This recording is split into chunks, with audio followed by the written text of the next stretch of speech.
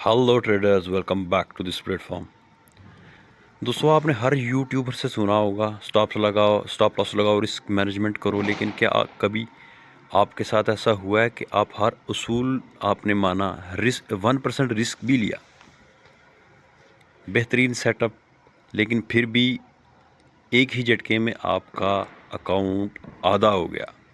अगर आपका जवाब हाँ है तो आप किसी गलती का नहीं बल्कि एक साइलेंट ट्रैप का शिकार हुए हैं। ठीक है, एक ऐसा जाल जिसके बारे में 95% जो मेन स्ट्रीम यूट्यूबर हैं, शायद उनको भी ना बताओ।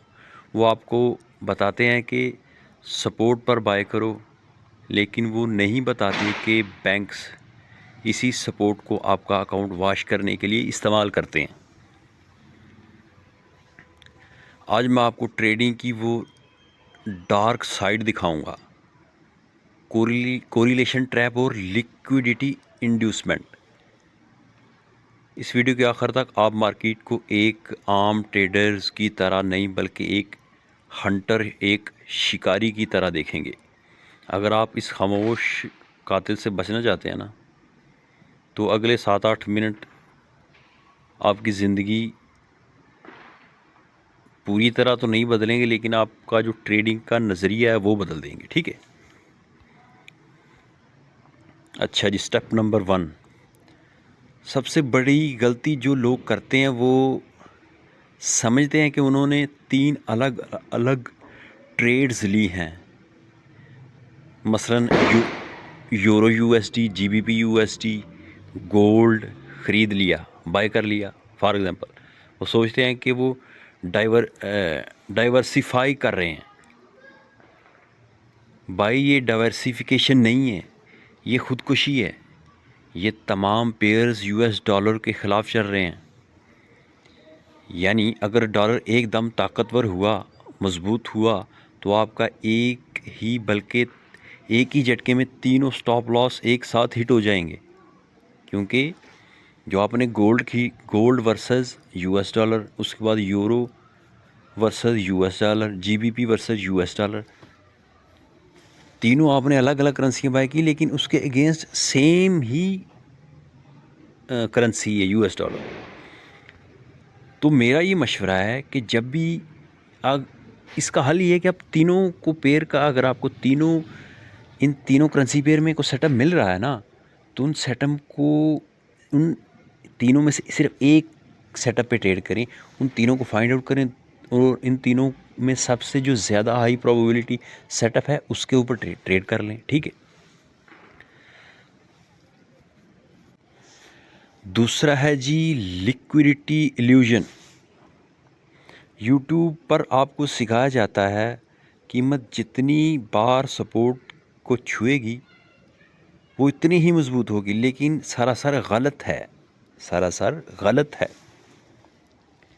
हकीकत ये है कि कीमत जितनी बार एक लेवल को छूती है ना, वहाँ इतने ज़्यादा ट्रेडर्स के स्टॉप लॉस जमा हो जाते हैं।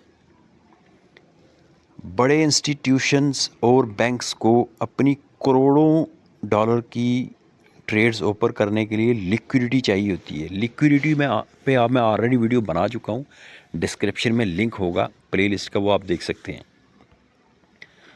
और वो लिक्विडिटी कहाँ है? वो आपके स्टॉप लॉस हैं। जो आपने जहाँ स्टॉप लॉस रखा है वही लिक्विडिटी है। अब लिक्विडिटी का आपको पता होना चाहिए, ठीक है ना।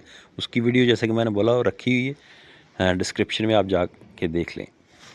वो जानबूझकर कीमत को सपोर्ट के नीचे लाते हैं, फेक ब्रेकआउट करते हैं और आपको स्टॉप लॉस खा के मार्केट फिर सीधा ऊपर की तरफ, बाय की तरफ चला जाता है। ठीक है, तो इस चीज़ को बड़े ध्यान से समझना होता है। अच्छा सॉरी, रिकॉर्डिंग के दरमियान एक कॉल आ गई थी बहुत ज़रूरी। तो हम बात ये कर रहे थे कि लिक्विडिटी क्या चीज़ है। ठीक है, तो लिक्विडिटी जितनी बार सपोर्ट मजबूत होता रहता है ना, तो फिर वो लिक्विडिटी वहाँ जमा होती रहती है। तो ऐसा होता है फेक ब्रेकआउट के बाद फिर वो प्राइस ऊपर की तरफ जाता है, अपने डायरेक्शन की तरफ जो ट्रेंड होता है। ठीक है, तो लिक्विडिटी कंसेप्ट मैं ऑलरेडी वीडियो बना चुका हूँ, बार बार बताने की ज़रूरत नहीं है। ठीक है,